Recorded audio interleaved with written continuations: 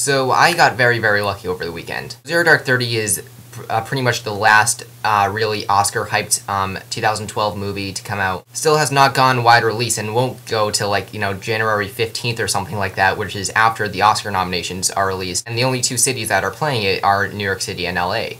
Now, I just happened to be in New York City over the weekend, and, I completely forgot about it, playing in the city, and, when I was walking down, and when I was walking in Times Square and I saw a Regal Theater on the side and it said, now playing Zero Dark 30, I almost shit my pants, and slight evidence that God exists, was shown right in my face, and I took that opportunity by the balls, and of course I'm going to make my comeback reviewing this so I can shove it all in your fucking face. Now, Zero Dark 30 was originally a project detailing the failed attempt to capture Osama bin Laden, but, that project was kind of messed up since we did capture Osama bin Laden and fucking kill him. So they had to rewrite the whole thing, and now it's just about how we got Osama bin Laden. It's directed by Kathryn Bigelow, probably the manliest female director there is. She won an Oscar for making The Hurt Locker, which was a similar story, basically just about the war in Afghanistan, but from, the soldiers' perspectives. And this movie is from the perspectives of, the CIA agents and, the people mongering the war and trying to get, our main target, Osama bin Laden. Now, does this movie live up to the massive hype? For me, yeah, it pretty much did. This movie is absolutely fantastic.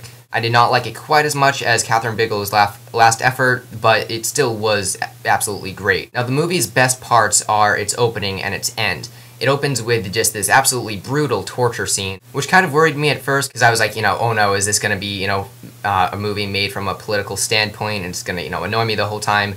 But, no it didn't. Showing a torture scene, in a movie about war is actually more objective than a lot of people might think. I mean, that's what we did. We fucking tortured people. There really is no, emotional standpoint from, this movie makes like, oh, this was so bad, this is what happened. Are you gonna go along with it?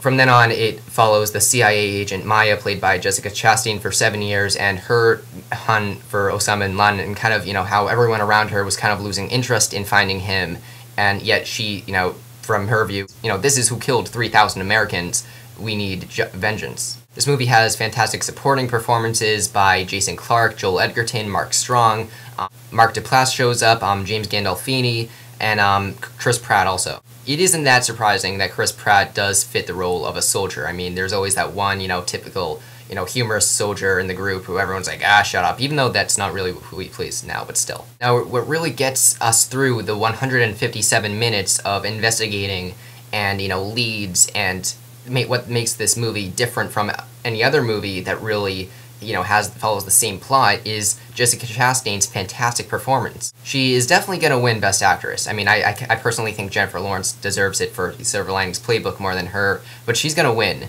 because, and she carries this movie so well. It's really easy to follow her through the whole movie and, relate to her over the others. And with that, I would give this a 9.5 out of 10.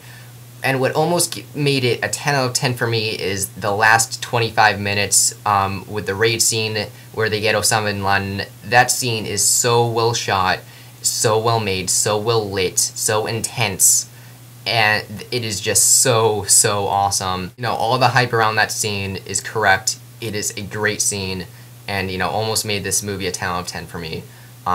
Still, it's a 9.5 out of 10. Very good movie. When it comes to your theater, definitely check it out, of course.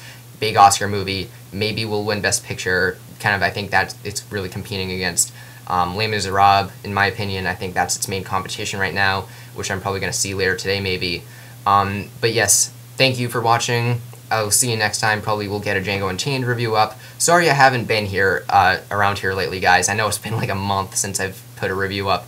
Extremely sorry for that, but, I'll probably get moving once the new year comes up, because that's usually what I do, and then I lose track, when the end comes up, God knows why, because that's the most important time for, moviegoers, but, nonetheless, thanks for watching, see you later.